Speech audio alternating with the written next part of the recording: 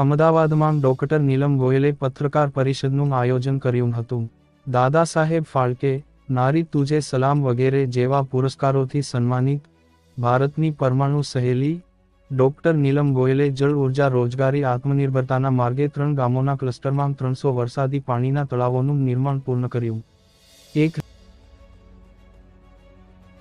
जिसकी हम बात करते हैं, विकसित भारत कैसे बनेगा। भारत के हर गांव में जब तक आत्मनिर्भरता नहीं होगी, भारत का विकसित भारत का सपना हमारा दूर दूर तक साकार होता नहीं दिखेगा। तो इस सपने को साकार यदि सच में करना है तो हमारे हर गांव को आत्मनिर्भर बनना होगा। और गांव को आत्मनिर्भर बनने के लिए गांव को सबसे जरूरी है पानी, क्योंकि भारत में कृषि और पशुपालन दो व्यवसाय के आधार हैं। कृषि में पानी बिना कृषि नहीं कर सकते, और पशुओं को चारा नहीं होगा तो पशुओं को कतल खाने बेच दिया जाएगा। ये समस्या भारत में आन पड़ी है। भारत का 10 सालों में 60% पानी खत्म हो चुका है, और इस समस्या की वजह से किसान अपनी जमीन बेच रहे हैं, पशुओं को बुचर्स को बेच रहे हैं, पूरी सभ्यता संस्कृति खत्म हो रही है। इस समस्या को समाधान के अंदर हमने एक मॉडल गांव बनाया है राजस्थान में, छारेड़ा दौसा जिले में, जिसमें हम हर किसान के खेत पर एक पानी का कुंडा बना रहे हैं, जिसमें हमने 250 कुंडे बना चुके हैं। और इसमें हर कुंडा जो जमीन होती है उसका 5% जमीन पे कुंडा बनाते हैं। जैसे 4 बीघा जमीन है, उसका 5% हुआ 72 फीट बाई 72 फीट, और ये करीबन 10 से 15 फीट गहरा होता है। और ये इतना पानी होता है कि पूरी साल किसान को पानी की कमी नहीं आने देगा। किसान 3 फसल ले सकता है, उसकी इनकम से वो अपने बच्चों को अच्छी शिक्षा दे सकता है, अपनी दवाइयों का अपना इलाज कर सकता है, और अपनी रोजमर्रा की जरूरतों को पूरा कर सकता है। अहमदाबाद में पानी की स्थिति क्या बताएं? और अहमदाबाद में मैं बात कहूँ तो अहमदाबाद एक तीसरा ऐसा जिला है जो पानी की एक्सट्रैक्शन रेट सबसे ज्यादा है। जैसे पहला देहरादून है, सेकंड जयपुर है, थर्ड अहमदाबाद है। और अहमदाबाद सिटी में तो पानी पूरी तरह से खत्म हो ही गया है। और अहमदाबाद में 150% पानी की एक्सट्रैक्शन रेट है, मतलब 100% पानी जमीन में जाता है तो 150% पानी हम निकाल लेते हैं। और धीरे धीरे जनसंख्या बढ़ती जा रही है तो ये रेट और बढ़ती जाएगी। और अहमदाबाद की बात करें तो अहमदाबाद फैक्ट्रियों का मतलब जिला है।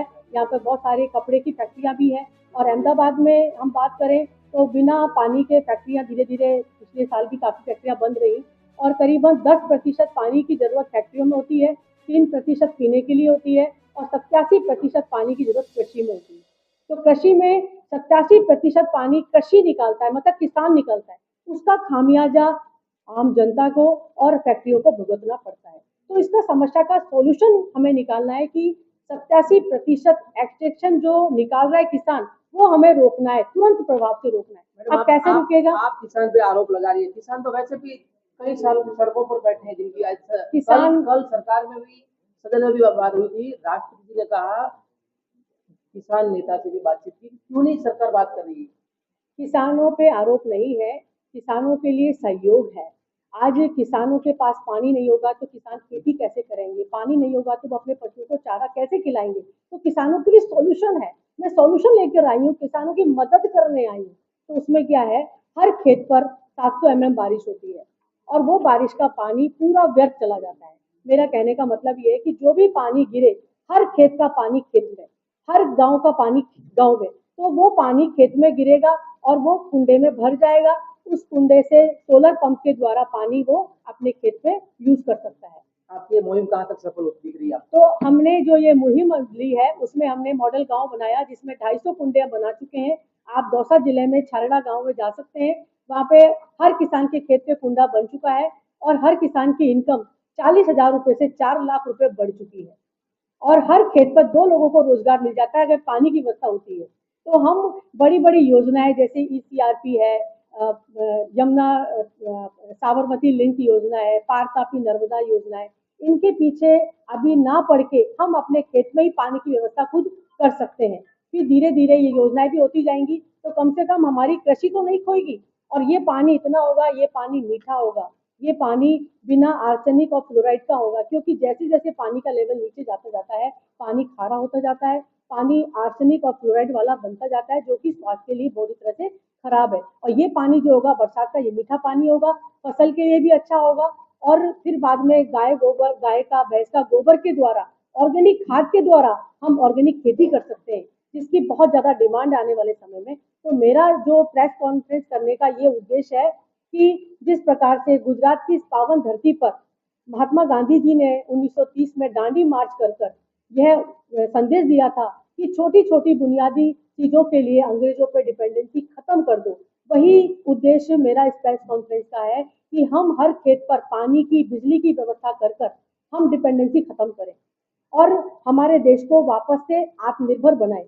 क्योंकि भारत सोने की चिड़िया था, लेकिन धीरे धीरे हमारी जो जीडीपी की दर है, वो हमारी जो अर्थव्यवस्था है, वो धीरे धीरे डाउन होती जा रही है। इसको हमें अगर वापस से मजबूत बनाना है तो हमारे किसानों को मजबूत बनाना होगा, हमारे गाँव को मजबूत बनाना होगा और गाँव को और किसानों को मजबूत बनाने से हमारा देश मजबूत होगा। और इसी उद्देश्य को ध्यान में रखते हुए मैंने ये कॉन्फ्रेंस अहमदाबाद में की है, क्योंकि अहमदाबाद में कपड़े की बहुत सारी फैक्ट्रियां हैं। मैं कुछ आंकड़े भी कहना चाहूंगी कि एक जीन्स को बनाने में 11,000 लीटर पानी यूज होता है, एक बेडशीट को बनाने में 10,000 लीटर पानी यूज होता है, एक टी शर्ट को बनाने में 3,000 लीटर पानी यूज होता है। A4 का पेपर जो हम ये यूज करते हैं, A4 का पेपर यूज करते हैं, इसमें 5 लीटर पानी यूज होता है। एक स्मार्टफोन जो हम यूज करते हैं, स्मार्टफोन, इसको बनाने में करीबन 13,000 लीटर पानी यूज होता है। एक जोड़ी जूता जो हम पहनते हैं, उसमें करीबन 8,000 लीटर पानी खर्च होता है। एक कार जो हम यूज करते हैं, इसमें 70,000 लीटर पानी यूज होता है। यानी हर इंसान के पास 1 लाख लीटर पानी का बर्डन है। तो हम इस समस्या से दूर नहीं भाग सकते, हम सब इसके जिम्मेदार हैं और हम सबको मिलकर ही इसका सोल्यूशन ढूंढना होगा। तो मैं ये कहना चाहूंगी कि अहमदाबाद को हमें वापस से ग्रीन करना है, क्योंकि जैसे जैसे पानी खत्म होगा अहमदाबाद रेगिस्तान की तरफ बढ़ रहा है, ग्रीनरी, हरियाली खत्म होती जा रही है। तो हमें वापस से अहमदाबाद को पुनः ग्रीन करना है, हरियाली हमें पुनः लानी है और यहाँ का पानी का लेवल बढ़ाना है। तो हमें इसका सॉल्यूशन ढूंढना होगा। सॉल्यूशन यही है कि हर किसान के खेत पे कुंडा बने और वो अपने पानी की व्यवस्था अपने खेत पर करे, तो उसको जमीन से पानी नहीं खींचना होगा। बिजली की व्यवस्था सोलर पंप के द्वारा करे, तो इस प्रकार से हम पानी के द्वारा इंद्र देवता को बिठाएंगे, सोलर के द्वारा सूर्य देवता को बिठाएंगे। जब इंद्र देवता, सोलर, सूर्य देवता विराजमान होंगे तो लक्ष्मी अवतरित होंगी, किसानों की इनकम बढ़ेगी और वो अपने परिवार का खर्चों का, रोजमर्रा की जिंदगी को जीने का अपना काम अच्छे से कर पाएगा।